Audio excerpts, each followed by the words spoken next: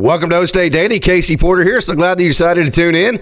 Fans, we have a very, very, very special guest. One of my favorite Oklahoma State baseball players of all time. And anybody who knows anything about me, I've been loving me some OSU baseball for a long, long time. Hey, who you're looking at right here on the screen, Aidan Meola, third baseman, shortstop, second baseman, first baseman, probably could pitch and catch, play every outfield position. You name it. Aidan Meola, thank you so much for joining. Yeah, thanks for having me. Okay, very good. Let's start out by the fact that congratulations on your honorable Big 12 All-Mention team this year. Didn't get drafted. I'm assuming that's because of, we'll get into some of the injuries you've had, the concussions and the hamstring injuries.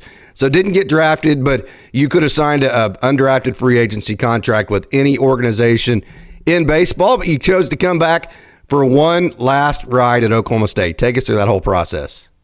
Yeah, so first 2 days weren't very stressful. Thought maybe I would get a call on the second day of the draft. Didn't happen. And once day 3 rolled around, a bunch of teams started calling.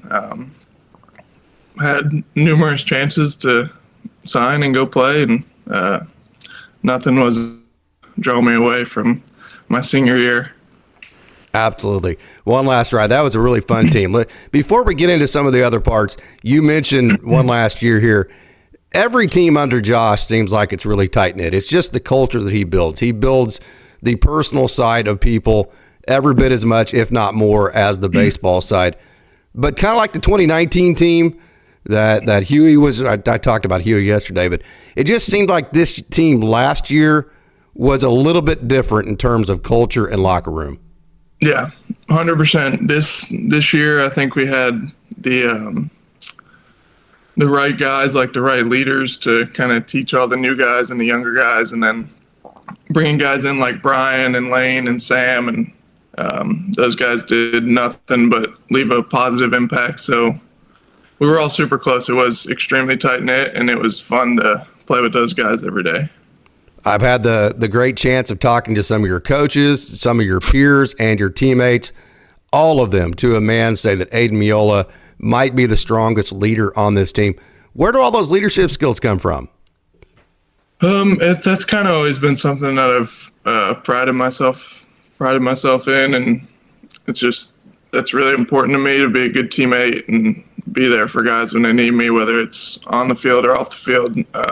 So yeah, it's something that means a lot to me, and I think I'll always kind of, no matter how far I go, that'll always be at the top of what means the most to me. Okay, so let's move on to the type of career that you've had at Oklahoma State. First of all, where does all this clutch come from? I mean, the Big 12 tournament in 2022, the home run against Tech, that was an awesome moment. Hey, that rivaled the Trevor Boone 2019 home run that knocked out the H in the Chickasaw Bricktown Ballpark. And then going all the way back to Palm Gardens, your walk-off sac fly for your high school team. I mean, like, the big moments are made for Aidan Meola. How did that all how did that all come about? Honestly, it's kind of weird, but whenever I get in those moments and I know the game's kind of on the line, maybe it's the fact that I know I need to like slow myself down, but that's kind of when I feel the most calm. So for whatever reason, I've always kind of been like that, and I love when the game's on the line and I got a chance to make an impact. No doubt about it. And, hey, I got a question for you. This is kind of a fun little question, but you're known for your massive exit velos. I mean, when Aidan Meola hits a ball, it's a big boy hit, man. I mean, the ball stays hit. Same with Nolan Schubert. You're from the right side, he's from the left. Do you guys ever get any competitions like, hey, man, I know you hit that ball hard, but watch this? Ever get any of that kind of stuff? He's got me beat still. I'm gonna try and gain a little weight and put some pressure on him this year, but I haven't reached 116 or 117 or however hard he's hitting the ball these days. He's pretty ridiculous with all that. Did you say 116 or 117? Yeah, Shub is almost positive hit a couple 116s. Wow. Yeah. Wow. What's the highest exit velo you've registered? Do you know? I want to say 113. Oh, nice, man. That's absolutely nice.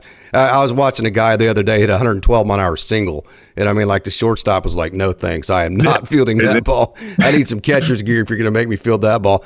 Okay, so your dad played on World Cup teams, national teams in soccer. You played soccer a lot as a young kid. So, how did you get away from the soccer scene? I mean, I know that was big in your family, and you were a big soccer player. So how did you end up being a baseball guy instead of a soccer guy? Yeah, so I actually always liked soccer more growing up, and I thought that's what I was going to do. Even I played all the way until sophomore year of high school, and then there was no pressure or anything from my dad. He was always just left it up to us, and whatever we wanted to do, he was going to support it.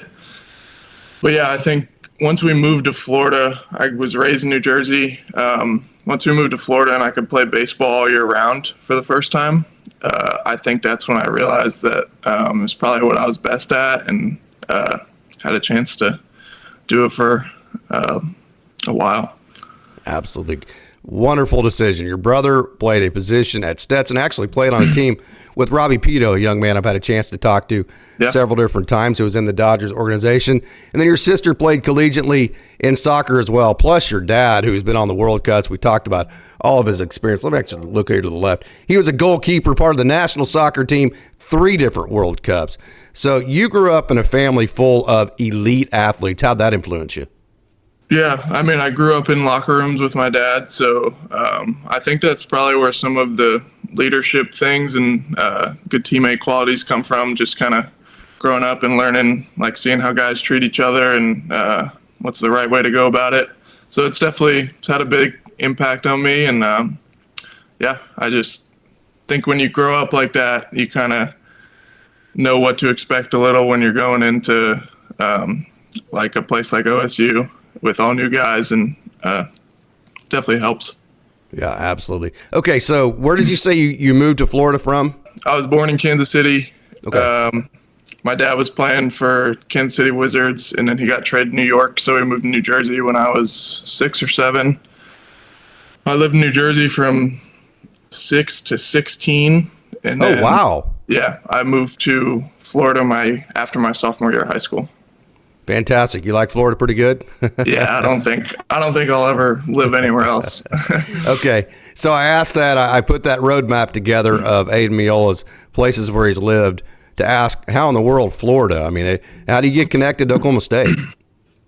So I actually started playing with Jackson in high school on travel ball. He played Jackson Holiday?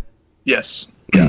And he played up on our travel team with the Scorpions, and then I got close with him. I built a relationship with Matt, and then started talking to Josh and took a visit. It was actually my first visit of 5 that I had scheduled for my official visits, and I think it was Saturday. I got there on a Thursday night. Saturday morning, I'm in Stillwater, been there for 2 days. I'm like, wow, this is pretty crazy. They took me to the new stadium and everything that was going on, talked to all the coaches.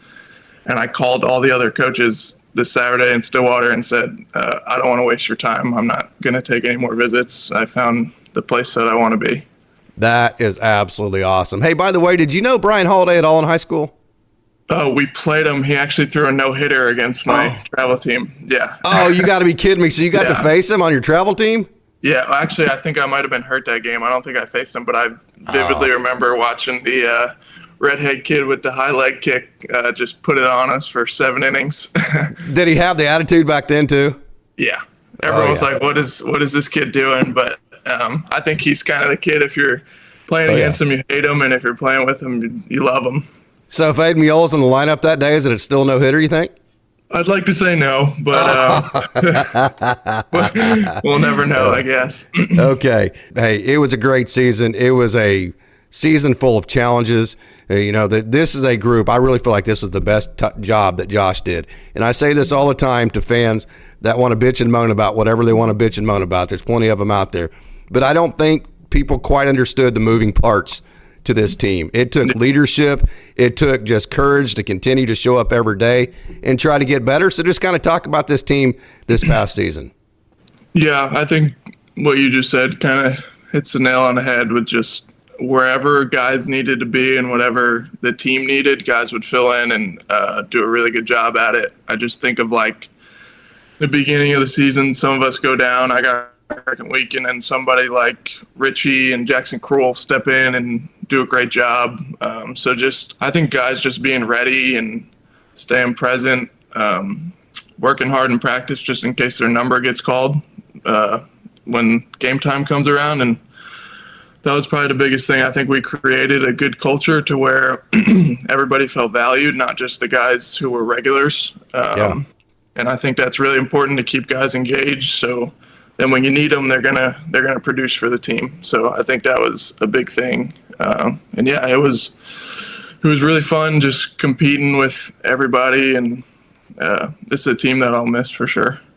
Absolutely. Okay, so the first thing that when Aidan Meola got on campus, you noticed was, man, this dude's pretty flashy with the glove, man. I mean, whether it's at third base or shortstop, some of the plays you're able to make coming in on the ball, maybe a swing and bunt, that type of deal at third base, or moving to your left or right at shortstop, whatever it may be, the glove flashed first, and then you see him hit a ball, and it's like, wow, he hit that ball really, really hard. And then as time goes on, you realize this is like one of the grittiest, toughest dudes that just digs in, and yes, he's got all the talent, but there's probably more grit inside of there than anything. So where did that grit and toughness come from? Probably just the amount of setbacks that I've had, injuries wise, and I like to play. I like to win. Nothing will ever be more important to me than winning games. And yeah, I think I know now that it can kind of get taken from you quick, where anything could happen, and I could miss a week or a month like I have. So just trying to play every game like it's my last, and because you never know when your last will be. But yeah, I just think that, and once you get a taste of like not being on the field and having to watch and be sidelined, it makes you cherish the time that you're in there for sure. So you mentioned some of the injuries. You had the concussion, you got hit by a baseball, and you had never had concussion issues before. So this isn't like something that's like genetic or anything like that. I mean, it's been literally just bad luck. And then last year, those hamstrings, man, once you get one of those, you try to come back, it feels good, and it tricks you because it's actually not good, but it feels good and that kind of deal. So take us through the frustration and the injuries and how you've overcome that. Yeah, so freshman year was real frustrating because obviously when freshmen come in, they've probably never sat in their life because they've always been one of the better players. So, I was sitting in the beginning, and I kind of had to get used to that. But, I was sitting behind Nolan McLean, so it's not like yeah, right. I can do about that. Pretty good. Yeah, but obviously you want to play, so I got into this pretty good groove of starting against lefties, and then got a concussion, which was actually my second one of the year. I had one in the fall earlier, so once that one happened, I think everybody got like a little scared and started being super cautious, so I don't think I played again for another month. So yeah, and then that kind of, I don't think I played once in May, and then the next time I played was in the regional against Arkansas. I pinch hit in the 10th inning, and that was it. Yeah. And then sophomore year, I felt great, and I was playing really good, and I earned my spot and was in the lineup every day. And then it was a little bit of a rainy night on a Friday against Baylor. I swung and missed, top hand slipped off the bat, took my bottom thumb off, tore 2 ligaments in my thumb.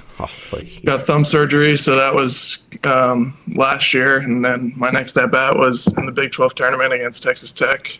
Then that was it for last year. And then this year, the hamstrings one, like you said, kind of once it happens, it just doesn't really go away unless you rest it for an extended period of time, which I didn't want to miss that much. So I probably did push it a little too hard, but I wanted to be on the field and help my team win. So it felt good enough to play. I was out there. So this year you come back to Oklahoma State. What are your expectations for this year? I know there's some really nice pieces coming back, starting with Nolan Schubert. You've got some good pieces on the bump. Gabe Davis, who played with Schubert with Team USA, then Ian Doherty. All 3 catchers are coming back. Avery Ortiz up the middle, Colin Ritchie. I'm going to miss some, so I'm going to stop right there. But, hey, a lot of excitement coming back for this season. So what is your outlook for 2025? Yeah, I think most important thing to me is winning. I want to go to Omaha. I want to win a national championship, and I think that's kind of something that all the returners are going to remember how it felt to lose in that regional, which doesn't feel good. Still makes me mad thinking about it. So, yeah, I think that's got to be the goal, is to win a national championship. I think we'd be selling ourselves short if we were going after anything but that. And then personally, I think with a full healthy year, I'm going to be able to do a lot more than I did this past year. So I'm looking forward to developing further, and I'm nowhere close to where I want to be as a baseball player. So, yeah, I'm excited to get there and get back to work. Absolutely. Be interesting to see where you fit in defensively. I know shortstop is a position that you are very, very good at, but we'll address that at a time that comes later. But, hey, knowing this is your last year at Oklahoma State, no matter what, you had the decision this year, you had a little bit of leverage, go pro, come back, whatever. After this is it. This is your last ride. You know that. Does that put any sense of urgency to it? No, I think you just got to take it one day at a time and enjoy every day, because these last 3 years have flown by, and I know that this year's probably going to fly by too. So just kind of cherishing everything and playing at O'Brate and playing in the Big 12 in front of good crowds, just one day at a time, and soak it all in and go do something cool for the university. Yeah, last question for me until we get our fun questions, but it really seems like O'Brate kind of grew up right in front of our own eyes this year. It seems like the crowds, they've kind of tried to, as it's gone on, they've figured out how to actually make it a good home field advantage. This year really felt like a good home field advantage, didn't it? Yeah, for sure. I think the loudest that I heard it was that second game in a regional against Florida. They were throwing Cags, obviously, who's one of the best players in the country, and Shub hit the home run, and Zach, and yeah, that was probably the loudest I've heard it. But, yeah, it was really cool seeing good crowds like that in there. I mean, that's what it was built for. So, yeah, it was super cool playing in front of that. Okay, Aidan, you ready to answer some fun questions so Oklahoma State fans can get to know the personal side of you? Go for it. Okay, man. You're from Florida, the east coast of Florida, south, probably about an hour north of Miami. And so you're right there on the ocean. And I know one of your big goals in life is to go deep sea diving and all that kind of stuff. But here you are in Oklahoma, so pretty much it's farm pond fishing, maybe a lake every now and then. But I know you love fishing. So who's your go-to? What farm ponds are your go-to? Tell us all about that. So I've fished at Matt Holliday's land a little bit. He's got some ponds out there. But I will say I haven't been in probably 2 years because it just, I don't mean to offend anybody, but catching bass doesn't excite me as much as it does catching sailfish at home. So I haven't been a whole lot, but I'm going to do some more of it this year. Absolutely. Outstanding answer. That is absolutely awesome. Okay, so you've had some great moments. We talked about your walk-off against Texas Tech, and then, just all the great things that you've done, your walk-off back in high school, and then all the big hits. I mean, you had some huge hits against Florida this past year and just up and down your entire career. But the question here is, what's the best moment you've experienced at Oklahoma State that didn't involve something that you did? I was dreading this question when I read it. When you sent it to me last night, because I was trying to think. I would say not really at Oklahoma State, but this year seeing all my teammates get drafted was super cool. Just watching, and because you kind of get a behind the scenes look at how much work they all put in, and it's just really cool to see their dreams come true. So I would say that. Was there any touch of jealousy there, or was it just all elation for them? No, I mean, those are my guys. Benji was my roommate. Zach, I've been playing with since high school, and everybody else, just super happy for him. All right, next question. What is one thing that all of your coaches, going all the way back to your travel teams, your little league teams, your T-ball teams, all the way up through Josh, your summer ball teams with your collegiate summer teams, what is one thing that every single coach you played for would say about Aidan Meola? Well, I think the biggest thing would probably be that I'm a leader. I think they'd probably all say that. It's always been something that's important to me, and I think I've always done it, probably even since like Little League. Yeah, I think they'd all probably say that. All right, we know about the big talent on the baseball field. We know about the big talent on the soccer field. You were a basketball player too, right? Yeah, played basketball too. Ever dunk? Yeah, 8th grade, first dunk. Really? Can you still dunk? Yeah, sure can. Oh, fantastic. Okay, we won't tell anybody, although this is on OState Daily. Ever been to the Colvin Center and had any pickup basketball games? We have. We played quite a few pickup games there. Okay, I won't tell anybody because like pickup basketball is like the most dangerous thing of all time. Literally. Okay, Yeah. so beyond basketball, which we've established that Aidan Meola can still dunk. Beyond baseball, we've established that he can hit the ball a mile, 113 or whatever mile-an-hour exit velocities, and the great glove. And then obviously the soccer talents. Sister is went to college to play soccer. Dad on Team USA. All that kind of stuff. But what is the number one talent that most people don't know about you that you actually have? I could catch really big fish, and I could play a little guitar, and I would probably say Oh, that. What things. Style? I mean, are we like country music here? What do we? Everything. What do we got? I like country, reggae, rock. It doesn't really matter. If I hear it and I like it, I'll go try and learn it.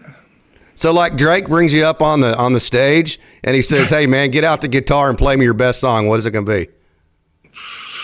I don't know. I like playing "Is This Love" by Bob Marley. That's probably my favorite one to play right now. Sing too? No.